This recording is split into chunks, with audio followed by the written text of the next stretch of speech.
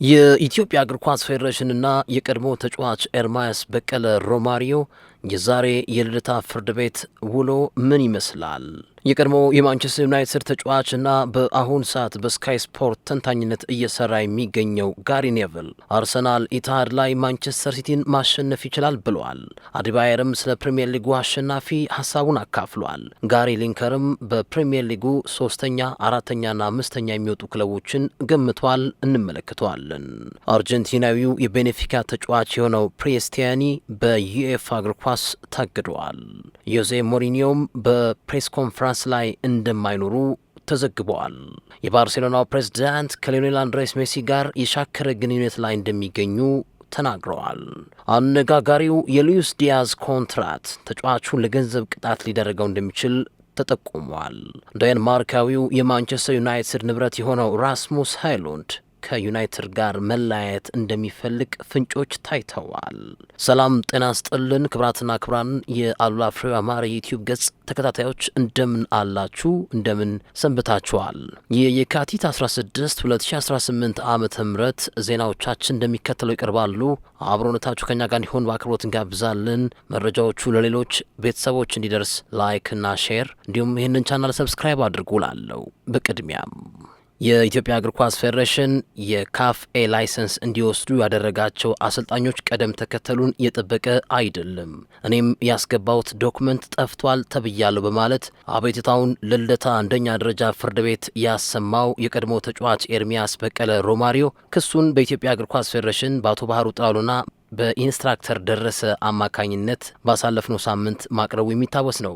ዛሬ የልደታ መደበኛ ፍርድ ቤት የመጀመሪያ ክርክር ለመስማት ሁለቱንም አካላት ቀጥሮ የነበረ ሲሆን ክስ የቀረባባቸው የኢትዮጵያ እግር ኳስ ፌዴሬሽን አቶ ባህሩ ጥላሁንና ኢንስትራክተር ደረሰ በጠበቃ አማካኝነት ፍርድ ቤት ላይ የቆሙ ሲሆን ኤርሚያስ በቀለ በጠበቃው አማካኝነት እንዲሁ ለፍርድ ቤቱ አቤቱታውን አቅርቧል። መደበኛው ፍርድ ቤት የሁለቱንም ክርክር ካዳመጠ በኋላ ለምን በስምምነት ጉዳዩን አትጨርሱም የሚል አስታራቂ ሀሳብ ቢያቀርብም በኢትዮጵያ እግር ኳስ ፌዴሬሽን ጠበቃ የሆኑት ግለሰብ ይሄ ጉዳይ በመደበኛ ፍርድ ቤት ሊታይ አይገባም፣ በካፍ ደረጃ ማለቅ የሚገባው ነው፣ ነገሩ ወደ ካፍ አቅንቶ እልባት ሊያገኝ ይገባል ሲል ሀሳብ ቢያቀርብም የዕለቱ ዋና ዳኛ ይህንን ውድቅ አድርገውታል።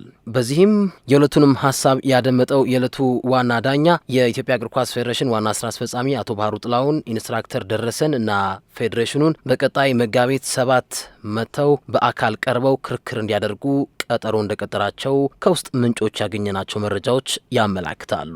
ቀድሞ የማንቸስተር ዩናይትድ ተጫዋች እንዲሁም በአሁኑ ሰዓት በስካይ ስፖርት በተንታኝነት እየሰራ የሚገኘው ጋሪ ኔቭል ያልተጠበቀ አስተያየት ሰጥቷል። የቀድሞ የዩናይትድ ተጫዋች ጋሪ ኔቭል አርሰናል ማንቸስተር ሲቲን በሜዳው ያሸንፋል በማለት ሀሳቡን አጋርቷል። አርሰናል በ35ኛው ሳምንት ወደ ኢትሃድ ስቴዲየም ሄዶ ማንቸስተር ሲቲን ያሸንፋል ያለው ጋሪ ኔቭል ያኔ ሁሉም ሰው ሻምፒዮን መሆናቸውን ያረጋግጣል ሲልም ተደምጧል። ማንቸስተር ሲቲ ያነሰ ነው፣ ነጥብ ይጥላል፣ የምናውቀው ጠንካራ ሲቲ አይደለም፣ ነገር ግን አሁንም ቢሆን በጣም አደገኞች ናቸው ሲል ተናግሯል። በተያያዘ ዜና የቀድሞው የማንቸስተር ሲቲም የአርሰናልም ተጫዋች የሆነው ኢማኑኤል አዲባየር ከትላንቱ የለንደን ደርቢ ጨዋታ በኋላ ሀሳቡን አካፍሏል። የማንቸስተር ሲቲንም የአርሰናልም ቀጣይ ተጋጣሚዎች ተመልክቻለሁ፣ ጨዋታዎቹንም እንዴት ሊሆኑ ይችላሉ በሚል ገምግም ያለው። በዚህም የተነሳ ማንቸስተር ሲቲ የዘንድሮ ዓመት የእንግሊዝ ፕሪምየር ሊግ አሸናፊ ይሆናል ሲል ኢማኑኤል አዲባየር ሀሳቡን አጋርቷል።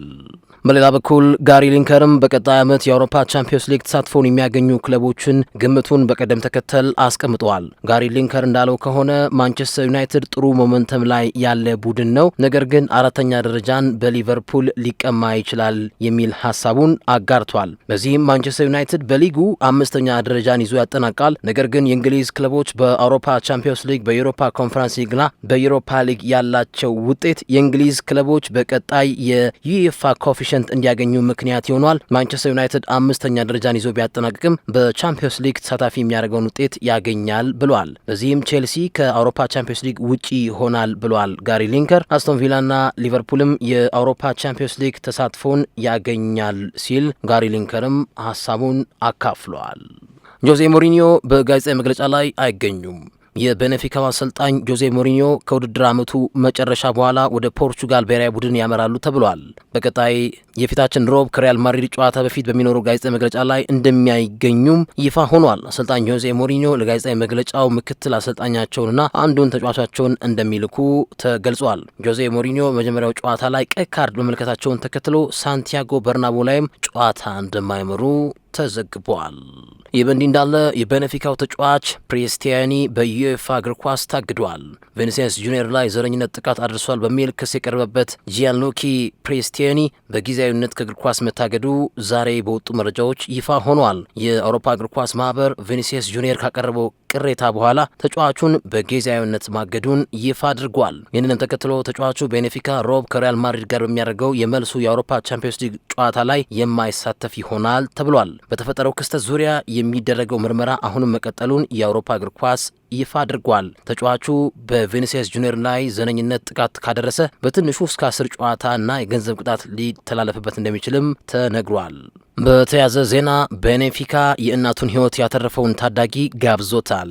የፖርቹጋሉ ክለብ ቤኔፊካ ወላጅ እናቱን ሕይወት የታደገውን የ9 ዓመት ሕፃን ወደ ክለቡ እንደጋበዘው ተዘግቧል። የ9 ዓመቱ ታዳጊ ወላጅ እናቱ መኪና ውስጥ ራሷን ስታ የመኪናውን የአደጋ ጊዜ መብራት በማብራት እርዳታ ጠይቋል። ታዳጊው ቀድሞ ወደ አምቡላንስ የደወለ ሲሆን እርዳታ ሰጪዎች የአደጋ ጊዜ መብራቱን አይተው መኪናውን ከቆመበት በፍጥነት ለማግኘት ረድቷቸዋል ተብሏል። ታዳጊው ባደረገው የእርዳታ ጥሪ ምክንያትም የወላጅ እናቱ ሕይወት ለማትረፍ መቻሉ ተነግሯል። ይህንንም ተከትሎ ታዳጊው የሚወደው ክለብ ቤኔፊካ ወደ ክለብ ጋብዞት እንደሚያስጎበኘውና ጨዋታውን እንደሚከታተል እንዳደረገው ተነግሯል። በተጨማሪም ታዳጊው የቤኔፊካ ተጫዋቾች ጋር ፎቶ ተነስቶ ማሊያ እንደተበረከተለትም ተዘግቧል። አነጋጋሪው የሉዊስ ዲያዝ ኮንትራት ተጫዋቹን ለገንዘብ ቅጣት ሊዳረገው እንደሚችልም ተነግሯል። ሉዊስ ዲያዝ በባየር ሙኒክ ባለው ኮንትራት ውስጥ ጀርመንኛ ቋንቋ መማር የሚያስገድድ አንቀጽ ተካቶ እንደሚገኝም ይፋ ሆኗል። ሉዊስ ዲያዝ ጀርመንኛ ቋንቋ መናገር ካልቻለ ከ5,000 እስከ 50,000 ዩሮ የሚደርስ ገንዘብ ከደሞዙ እንደሚቀነስ ዘገባዎች አመላክተዋል። ሉዊስ ዲያዝ በሳምንት ከ3 የሚደርስ የቋንቋ ትምህርት ጊዜ ያለው ሲሆን ተጫዋቹ ያለውን የቋንቋ መሻሻልም ክለቡ እንደሚገመግም ተነግሯል። በውሉ የተካተተውን አስገዳጅ የቋንቋ ሕግ አሟልቶ አለመገኘት ሉዊስ ዲያዝን ለገንዘብ ቅጣት እንደሚዳርገው ዘገባዎች አመላክተዋል።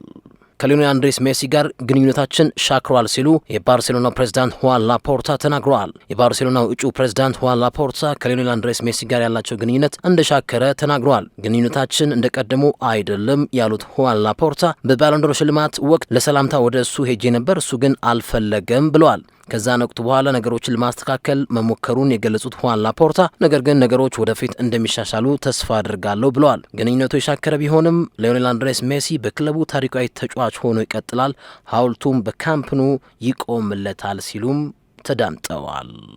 የማንቸስተር ዩናይትድ ንብረት የሆነው ራስሙስ ሃይሉንድ በጣሊያኑ ክለብ ናፖሊ ሕይወት የተመቸው ይመስላል። በማንቸስተር ዩናይትድ የማይፈለገው ተጫዋች ናፖሊን የወደፊቱ ምርጫ አድርጎ ሊቀጥል እንደሚችል ተመላክተዋል። ራስሙስ ሃይሉንድ እንዲሁም ማክቶሚኒ በናፖሊ ቤት ደምቀዋል እያሉ በተደጋጋሚ ጊዜ አስተያየት የሚሰጡት የክለቡ አሰልጣኝ አንቶኒዮ ኮንቴ ክለባቸው በቀጣይ ዓመት የአውሮፓ ቻምፒዮንስ ሊግን ለማግኘት በሚያደርገው ፉክክር ላይ የዴንማርካዊው ራስሙስ ሃይሉንድ ግልጋሎት ከፍተኛ እንደሆነ ሁልጊዜም መስክረዋል። ተጫዋቹ እስካሁን በሁሉም ውድድሮች ለናፖሊ 12 ጎሎችን አስቆጥሯል። ተጫዋቹ የሱፐር ካፕ አሸናፊ ሲሆን በቅርብ የሰጠው አስተያየትም አነጋጋሪ ነው። ከዩናይትድ ጋር ያለውንም ኮንትራት ያፈርሳል ተብሎ ተነግሯል። ራስሙስ ሃይሉንድ እዚህ የመጣሁት ዋንጫዎችን አልሜ ነው፣ ይህንንም ደግሞ እያሳካው እገኛለሁ ሲልም ተደምጧል። ዩናይትድ ከተጫዋቹ ዝውውር ከ50 እስከ 60 ሚሊዮን ፓውንድ ያገኛል ተብሎ ይጠበቃል።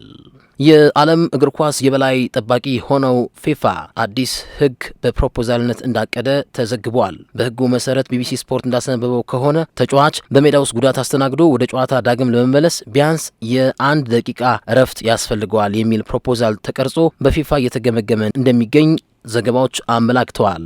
ሊጎች የራሳቸውን ሕግ አውጥተው ራሳቸው እያስተዳደሩ ሲገኝ በእንግሊዝ ፕሪምየር ሊግ ከ2023/24 ጀምሮ ጉዳት ያስተናገደ ተጫዋች ቢያንስ ካስተናገደበት ጉዳት ታክሞ ወደ ሜዳ እስኪገባ 30 ሰከንድ እረፍት ያስፈልገዋል። እንግሊዝ ፕሪምየር ሊግም ይህንን ተግባራዊ እያደረገ እንደሚገኝም ይታወቃል። ፊፋ በአረብ ዋንጫ ጨዋታዎች ላይም ጉዳት ያስተናገዱ ተጫዋቾች እስከ 2 ደቂቃ ድረስ ከሜዳ ወጥተው ታክመው ወደ ሜዳ ዳግም እንዲገቡ ምክንያት የሆነ ሕግ አርቅቆ እንደነበር የሚታወስ ነው። አሁን ግን በአጠቃላይ በፊፋ በሕግ ረገድ አንድ ተጫዋች ጉዳት ካስተናገደ በኋላ ዳግም ወደ ሜዳ ለመመለስ ቢያንስ 1 ደቂቃ ጋፕ ወስዶ እንዲመጣ የሚያደርገውን ህግ በፕሮፖዛልነት ተቀርጾ እየተገመገመ እንደሚገኝ ተነግሯል። ክቡራን አድማጭ ተመልካቾች የካቲት 16 2018 ዓ.ም የአሉላ ፍሬው አማረ የዩቲዩብ ገጽ ዜናዎች እዚህ ላይ አብቅተዋል። መልካም ምሽት፣ መልካም ቀን፣ መልካም ረፋድ ተመኝቻለሁ።